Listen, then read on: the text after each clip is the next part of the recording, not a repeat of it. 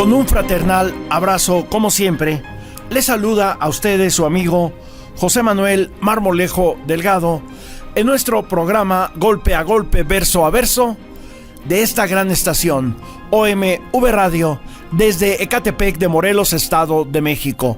Tenemos como fondo en nuestra pantalla esta preciosa fotografía de nuestro amigo el pintor Cianya Nájera, de una de las haciendas de Ajapuzco en el Estado de México. Estas vacaciones de Semana Santa, todos iremos a pasear a los pueblos originarios de nuestro país.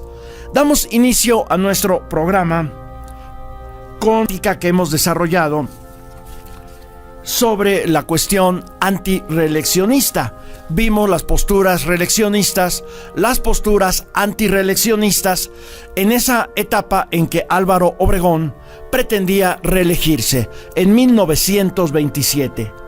Después de este esbozo sobre algunos aspectos del origen del no reeleccionismo mexicano, su desarrollo político, sus estrategias, sus tesis, sus programas, podemos entender el gran trauma político que para el país, asentando en los grandes pilares teóricos y programáticos de la revolución, originaba la reelección de Obregón, hecho que abrogaba los fundamentos revolucionarios. Reelección para la que no había justificación alguna. Sin embargo, indudablemente no fue solo la defensa sincera de los principios de sufragio efectivo, no reelección, la causa de la insurrección serrano-gomista, sino la feroz lucha por el poder y los privilegios que del poder emanan. Pero también, de manera importante, las concepciones ideológicas sobre las formas y contenidos del devenir de la revolución y del modelo de país. Esta pugna entre los generales en el poder, terratenientes y partidos políticos incrementó el baño de sangre que paralelamente ya generaba la guerra religiosa en México. Ahora retornamos a nuestra fuente hemerográfica del periódico Excelsior, que en el número 3853 del jueves 6 de octubre de 1927, en primera plana y a 8 columnas, publicaba esta interesantísima nota: el general Rueda Quijano ante un consejo de guerra sumarísimo. Uno de los principales jefes de la rebelión fue juzgado anoche por el tribunal militar en la prisión de Santiago Tlatelolco. Hasta la madrugada de hoy no se dictaba sentencia. El agente del Ministerio Público interrogó enérgicamente al reo, confundiéndolo y haciéndolo entrar en diversas vacilaciones. El Consejo de Guerra se formó a las 10 de la noche en el cubo de la prisión militar de Santiago Tlatelolco. Quedó integrado así: General Jesús J. Madrigal, presidente; generales Manuel Navarro Angulo, Ernesto Aguirre Colorado, Marcelino Murrieta y Pablo Quiroga, vocales propietarios; generales brigadieres Jesús Torres,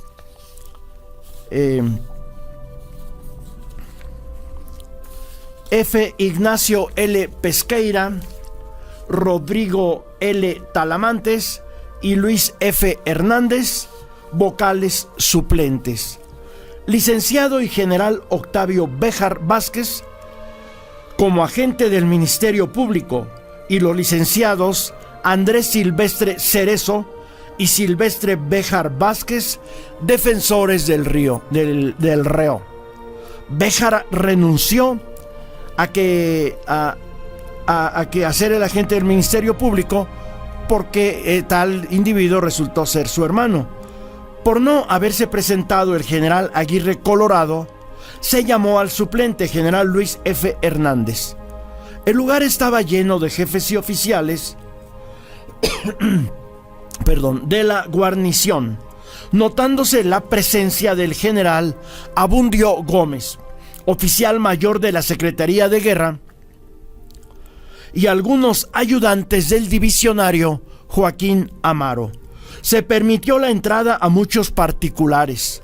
Al contestar al interrogante del juez instructor, Rueda Quijano dijo ser natural de Matehuala, San Luis Potosí, de 38 años, soltero y jefe del 26 Regimiento de Caballería.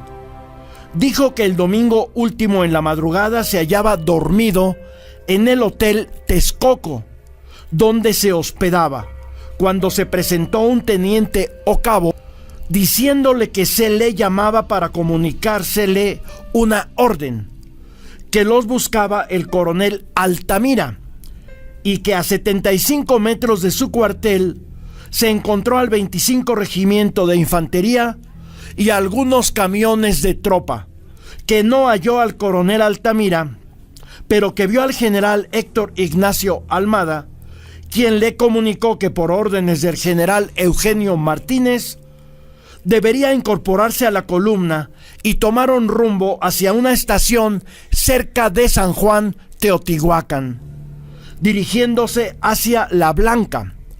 Les fueron arrojadas unas bombas desde un avión sin dar en el blanco, y luego otro aeroplano comenzó a ametrallar sin conseguir el objetivo de destruir la columna. Ya sospechaba, y esos ataques confirmaron sus temores, por lo que buscó a Almada para reclamarle, pero no lo encontró, pues se había retirado hacia San Marcos. Afirmó que tuvo la intención de atacar a las fuerzas de Almada, pero que no lo hizo, porque ignoraba con qué poderío contaba este, que en Santa Bárbara mandó se hiciera alto y aprovechó para dormir 2 horas.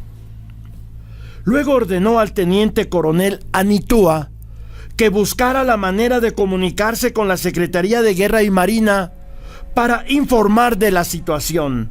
Dijo que habló por teléfono a Puebla y de ahí enviaron un telegrama, que cuando Anitúa también habló por teléfono, el general José Gonzalo Escobar interceptó su llamada.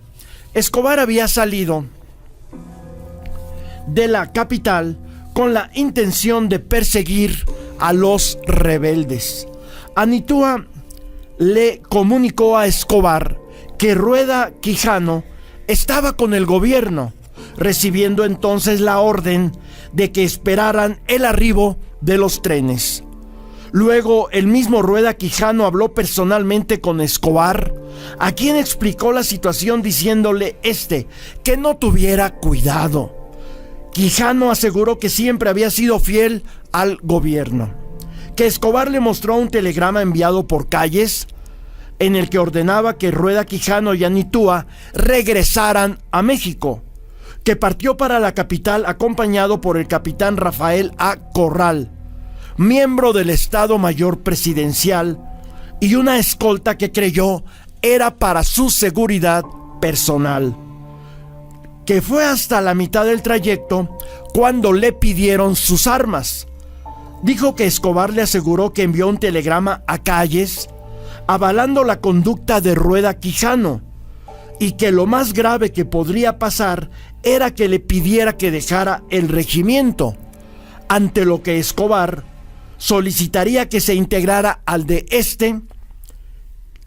que quedó sorprendido cuando, en lugar de llevarlo ante el señor presidente, lo condujeron a Santiago Tlatelolco, a la prisión militar. El presidente de debates le preguntó al acusado si sabía que el gobierno de Calles estaba legalmente constituido, que si conocía que había 3 candidatos a la presidencia de la República, que si leía la prensa y que si era de su conocimiento que se estaba tomando el nombre del general Eugenio Martínez para la rebelión.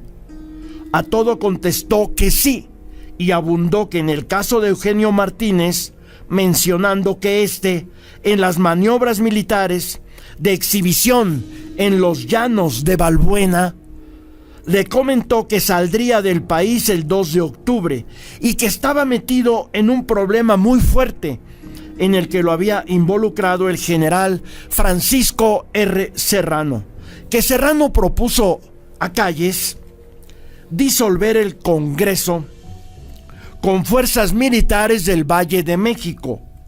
Dijo ser jefe nato de su regimiento y que su cargo se lo asignó la Secretaría de Guerra y Marina. A pregunta expresa, respondió no recordar en ese momento el contenido del artículo 313 de la Ley de Organización y Competencia de Tribunales Militares. También contestó que no sabía que en las maniobras de Balbuena tratarían de tomar prisionero al presidente de la República. A interrogantes del general Navarro Angulo, Rueda Quijano corroboró que el general Almada lo engañó, asegurándole que Eugenio Martínez no había abandonado el país, que no hizo resistencia porque le hubiera restado